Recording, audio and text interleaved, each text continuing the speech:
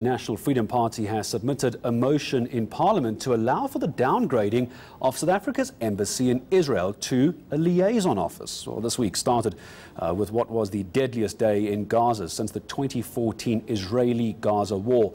Israeli soldiers killing 60 Palestinians on Monday when they opened fire on protesters. Let's unpack this a bit more. It's a pleasure to welcome to eNCA via Skype Dr. Brendan Ciaran Browne, an assistant professor of conflict resolution at Trinity College in Dublin. Doctor, good afternoon to you. Thank you very much for speaking to us this afternoon. Can you give us your assessment on the situation on the ground?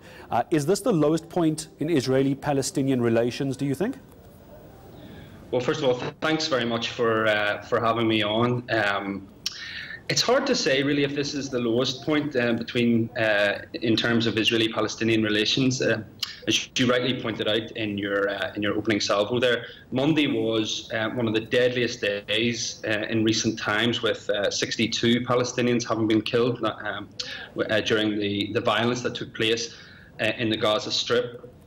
Now, it should be remembered that violence is omnipresent, and there are cyclical spikes of violence across the region. You don't need to look too far back in history to see in 2014, 2012, and 2008 in Gaza there have been serious Israeli escalations of violence and wars. So, of course, there is a sense that the apparatus of the occupation that completely controls everyday life for Palestinians living in the West Bank and Gaza Strip is expanding. Certainly in the West Bank that's noticeable as well, in and around East Jerusalem, places like Sheikh Jarrah, where you have a very aggressive expansion of Israeli settlements taking place. So it's hard to say that it's the lowest point in time, but it certainly feels very tense.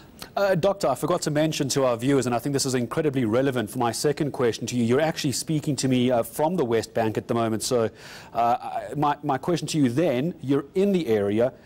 Just speak to me about the humanitarian crisis that you're witnessing.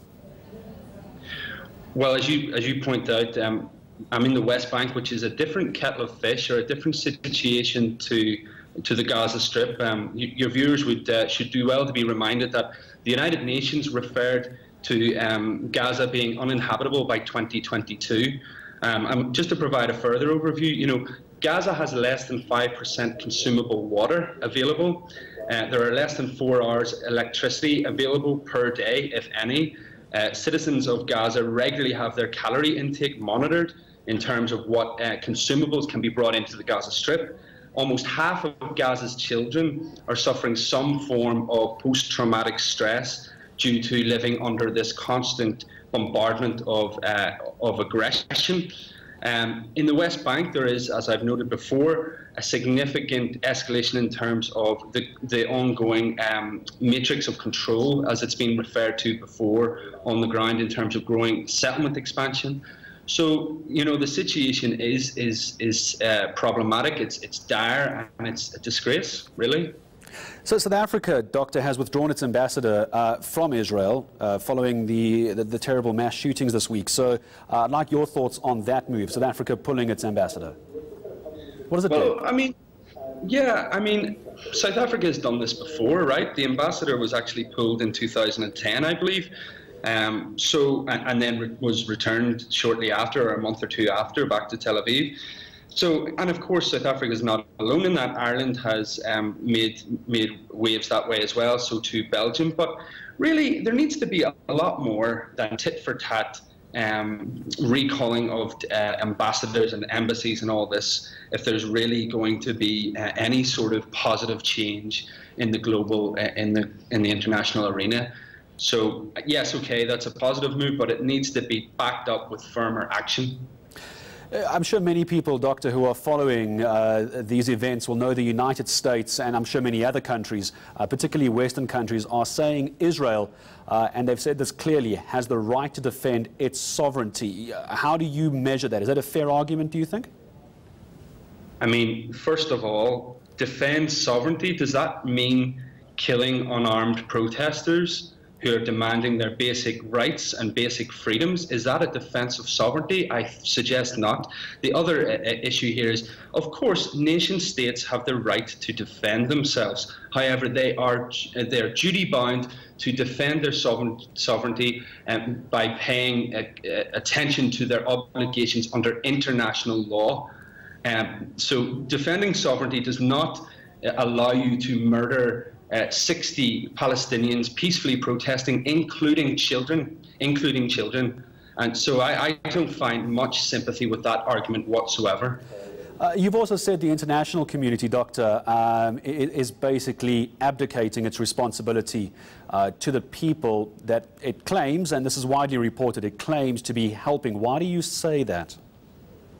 Well, I mean, first of all, it's not putting, the international community has not lived up to its responsibility in terms of holding Israel account to international law. That's the first thing. The second thing, you know, Palestine and the state and the people of Palestine have been subjected to colonization and colonial practices in history that puts a responsibility on those colonizing nation states to really speak up whenever issues like this are happening. But it's more than international law. It's about getting other countries to really look critically at their agreements with Israel by looking at their arms trading agreements to see if maybe they should be revoked or rethought, by looking to also curtail or to call on or to use less passive language when it comes to the death and the killing of Palestinians. And I think the media has a role to play in this as well.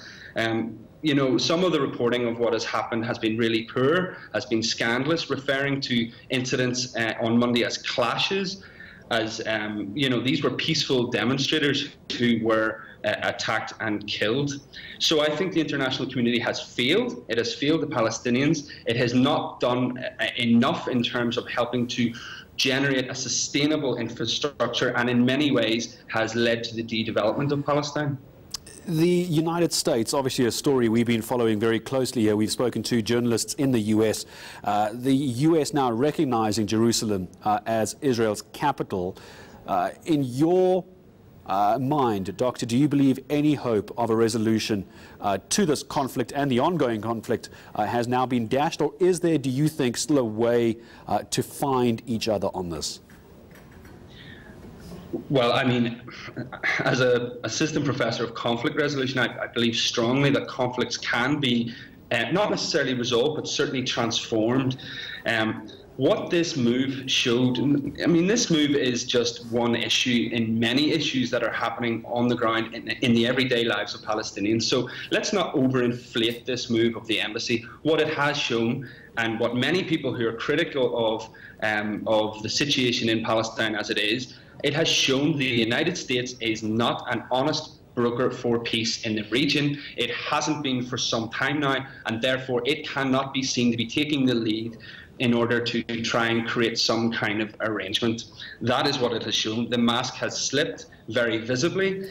Stronger international support and diplomacy will be needed. And if there is to be a proper resolution and a proper transformation of this conflict, it has to be based on rights. It has to be based on justice. It has to be based on the principles of the right of return. It has to be based on defining fair borders, and it has to be based on recognition of East Jerusalem as the future capital of Palestine. Doctor, I'm going to say thank you very much indeed for taking time to speak to us via Skype all the way from the West Bank this afternoon. Certainly one of the regions in focus as we continue to watch the ongoing situation in Israel and Gaza. My thanks to Dr. Brendan Ciaran Browne. He's an assistant professor of conflict resolution at Trinity College in Dublin, however, speaking to us, as I said, via Skype from the West Bank.